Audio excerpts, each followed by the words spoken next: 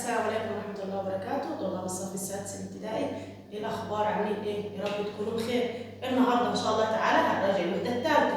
احنا رجعنا الوحدة الأولى، رجعنا الوحدة الثانية، وإن شاء الله تعالى الوحدة الثالثة، وإن شاء الله تفهموها. بس ما تنساش دوس لايك واعمل اشتراك معك مس جهاد. يلا كده اللهم صل على سيدنا محمد. أول سؤال بيقول لي المعامل في المقدار الجبري 5x زائد 4 هو من المعامل؟ واحد شاطر هيقول لي 5 يا مس، هقول له والله ممتاز 5، بس في بعض زملائك مش عارفين. هنا يا جماعه عندي 6y زائد 3 7f زائد 2 وليكن 3z زائد 3. انت عايزه تقولي ايه بس؟ انا عايزه افهم اللي مش عارف يعني ايه معامل. بصي يا جماعه، دايما المعامل هو شابك في الحرف. مين المعامل ده؟ اللي شابك في الحرف. يعني هنا 6 هنا 7، مش هو شابك في الحرف؟ f تمام. هنا هتقولي 3، لا احنا اتفقنا لسه شابك في الحرف. مين ده اللي شابك في الحرف؟ 3. قولوا 3z زائد 3. يبقى مين المعامل اللي شابك في الحرف؟ يبقى هنا مين المعامل؟ 5 عشان شابك في الحرف مين؟ x. طب قبل ما نخش على السؤال الثاني، لو x اسمها ايه؟ اسمها متغير، و4 ثابت. لو رجعنا هنا ثاني y متغير، f متغير، z متغير. يعني لحظه، هو اي حد يا مس اللهم صل على سيدنا محمد y f z اي رقم شابك في الحرف اسمه معامل؟ ايوه. طب والحرف اسمه متغير. طب ما شابكش في حاجه خالص، اسمه ثابت. 3 2 3 8 اسمه ايه؟ ثابت. هنا 4 ثابت. الرمز زد في الحد الجبري لسه قايلينها من شويه. زد اسمها ايه؟ مش شابك فيها رقم؟ الرقم اللي شابك فيها اسمه معامل. طب زد اسمه متغير.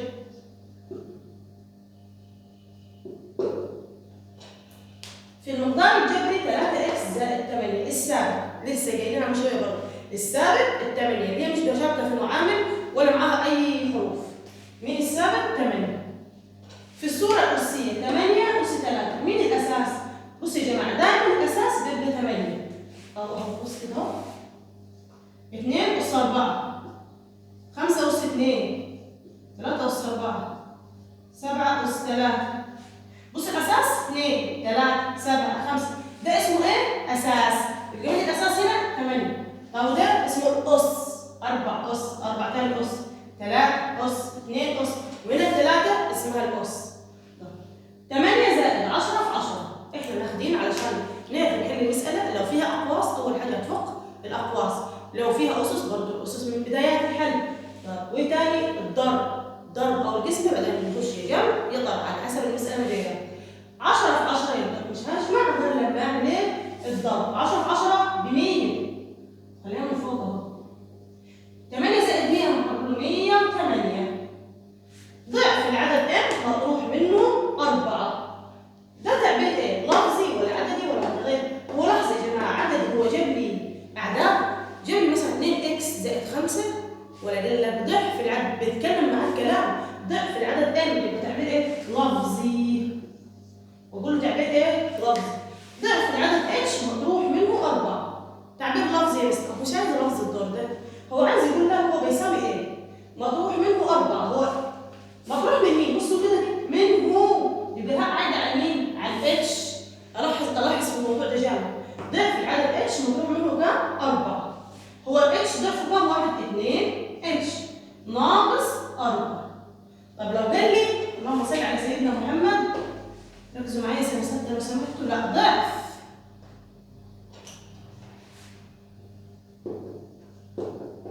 العدد n مطروح من 5. بصوا المين دي عايده على 5، ما قاليش منه. لو منه كانت هتعود على الاولاني. انا من 5 هقول له 5 ناقص، لا ضعف m مش ناقص m. يعني كم واحد من m؟ 2 m. طب لو قال لي 3 اضعاف العدد m، يعني m تديها كم مره؟ 3 مرات. يبقى بدل 2 m هقول له 3 m. بس ركز في من، لو كانت من يبقى اللي وراها، لا منهم يبقى يقصد على مين؟ على الاولاني. المقدار الجبري 2 مضروبه في x زائد 1 يكافئ المقدار. قبل ما ابص على اي اختيارات وابص على الحل، اركز على حاجه مهمه. اللهم صل على سيدنا محمد. انا هضربها 2 في x يبقى 2x زائد 2 في 1 ب 2. يعني انا زي ما بضرب في الاكس بضرب في الواحد برضه، بضرب في الاثنين.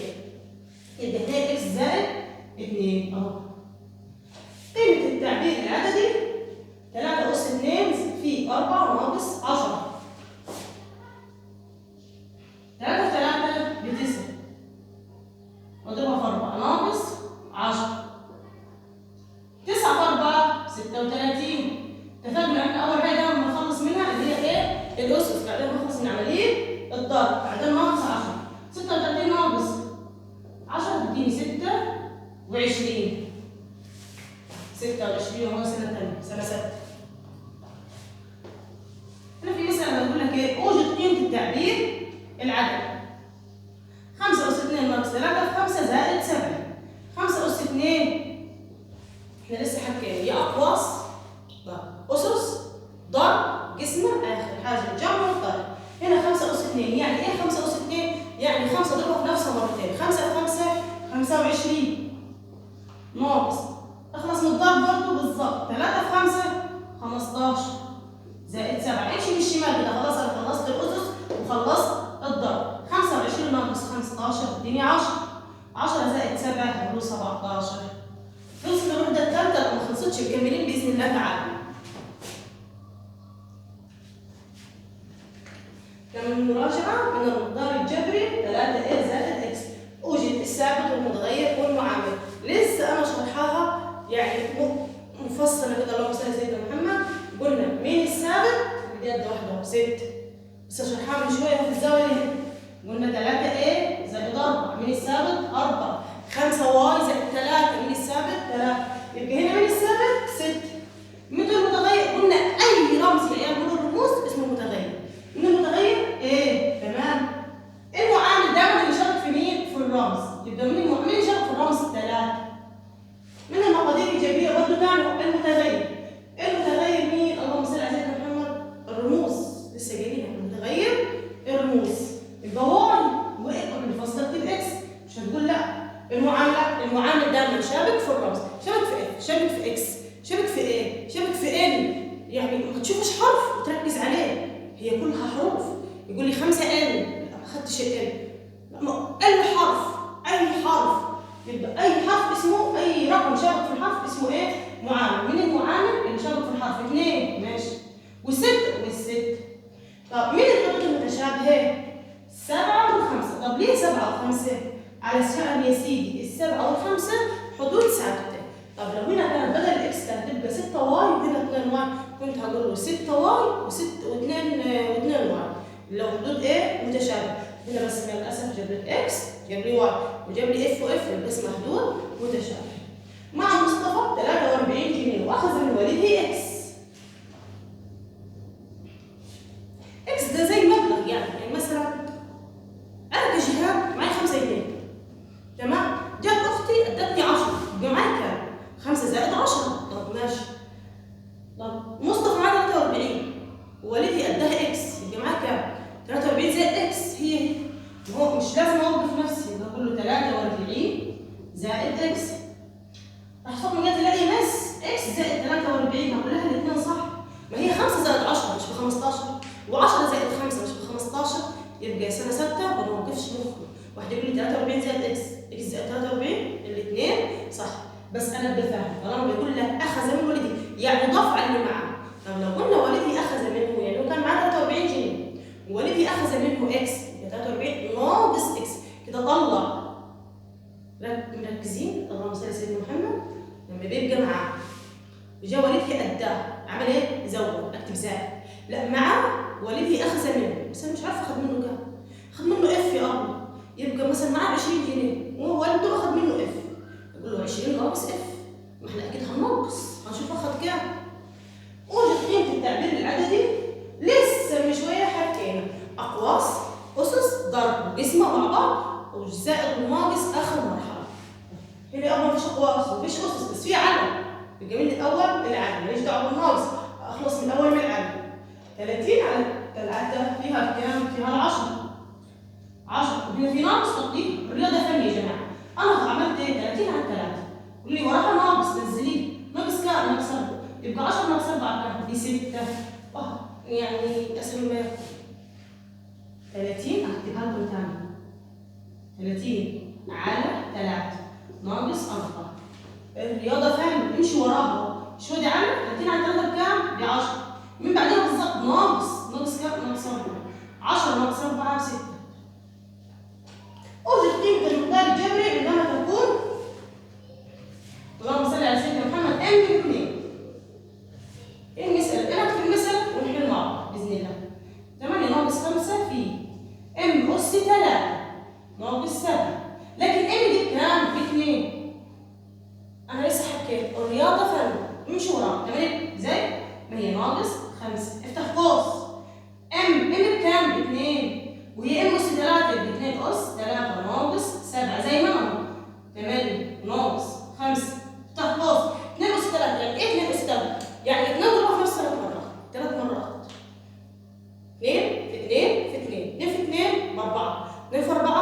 8. 8 ناقص 7. 8 ناقص 5 مضروبة. أصلا اتفقنا مفيش زائد مفيش ناقص مفيش على، يبقى إيه؟ في. والنادر قلت لكم من الأول نادر لو يكتب لك الفي، لأن طالما مفيش لا زائد بين القوس ولا ناقص ولا على يبقى إيه بينهم؟ في. ف5 دي 8 ناقص 7 ب1. 5 بكام؟ في 1. نخلص من الفي يا مس؟ أيوه تمام. 5 ناقص 1 ناقص 5 في 1 ب5. 8 ناقص 5 ب3. عرفت قيمة المقدار الجبري؟ حدد ما إذا كانوا المقدارين التاليين متكافئين أم لا. اللهم صل على سيدنا محمد. ده مقدار وده مقدار. أول مقدار بيقول لي 3 ب زائد 5. ده تمام، ده ما فيهوش حل. هتحل إيه تعمل فيه؟ أما هنا بيقول لي إيه؟ المقدار الثاني 3 افتح قوس ب زائد 5. هنا في قوس، احنا اتفقنا طالما في قوس مفيش ولا زائد ولا ناقص ولا على، يبقى ايه ما بينهم؟ في قوس. 3 دول زي ما بتضرب في الاول بتضرب في الثاني. القوس يا جماعه الرقم من بره بيضرب في القوس كله، يعني مثل ما نفترض مثلا انا عندي هنا اس برضه هيتضرب في الاس، يعني بيتضرب في الكل بيتضرب في الكل. 3 في بي يديني 3 بي. طب لا ده فرق ايه هنا؟ زائد 3 في 5 ب 15. يبقى هل دي زي دي؟ لا. يبقى كل مقدارين غير متكافئين. يا مس خلصت المراجعه؟ لا والله ما خلصت، ده باذن الله يعني مش هسيب نقطه كده اهو في الدرس غير لما يكون اتشرحها. تمام وان شاء الله تفهم. يلا كده مكملين. ومكملين سنه 6 مراجعه الوحده الثالثه. طب السؤال ده المفروض ان هو بيجي اكمل. يا مس انت ليه ما حطيتيش اختر معلش ليه ما حطيتيش الاختيارات؟ مش عاوزه تعتمدي طالب سنه 6 على الموضوع هدي بادي او خلاص اول اختيار اخده. عايزاك تعتمد ان احنا نحل الاول وبعدين نختار الاجابه الصحيحه. هنا بس من تحت السؤال الاخير كان لازم ما نحتاج اختيارات. يلا كده اللهم صل على سيدنا محمد. 10 اول سؤال بيقول لك 10 اس 3. احنا اتفقنا 10 اس 3 5 اس 3 6 اس 3 اي عدد اس 3 بضرب العدد في نفسه وهو كم مره؟ 3 مرات. طب يعني هتحليها ازاي؟ بس بقول لك 10 في 10 في 10 3 مرات اضرب 3 مرات. بص هنا 1 2 3 3 اصفار انزلهم. 1 في 1 بواحد بواحد، يعني 10 اس 3 بكام يا سنه 6؟ ب1000. هو ده اللي احنا ايه؟ اللي احنا عاوزينه. الصوره الاساسيه للعدد اساسه 6 واسه 3. الاس بيبقى من فوق والاساس ب 6 اهو، بقول له 6 اس 3. ممكن يكون عاوز ايه يا جماعه؟ عاوز 6 في 6 في 6، يعني 6 ضربتها في نفسها كم مره؟ 3 مرات. الجد دي في الاختيارات يبقى دي صحيحه. مفيش دي يا مس يبقى كده عاوز دي اللي في الاختيارات.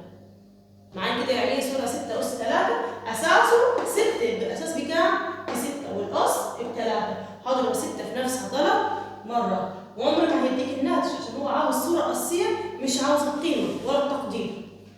الصوره الاساسيه 8 اس 2 انا لسه جايبها لي جاهزه. انا بقول له 8 اس 2 اس 2 بضرب 8 في نفسها كم مره؟ مرتين. 8 في 8. القيمه العدديه للصوره الاساسيه 2 3 اس 2. لحظه ركز في السؤال. بيقول لك القيمه العدديه، مش هقول له 3 في 3 واصبر. اوكي هقول له 3 في 3 بس انا واحد شاطر يقول لي مس 3 في 3 بس مش هنسكت. الدور ده عاوز القيمه العدديه، يعني عاوز ناتج بكام؟ ب9. هو ده اللي عاوزها، مش عاوز 8 و8 واسكت ولا 6 في 6 في 6. قيمه عدديه بتجيب الناتج في الاخر. قيمه التعبير العددي 4 زائد 5 اس 2 ناقص 20 تساوي.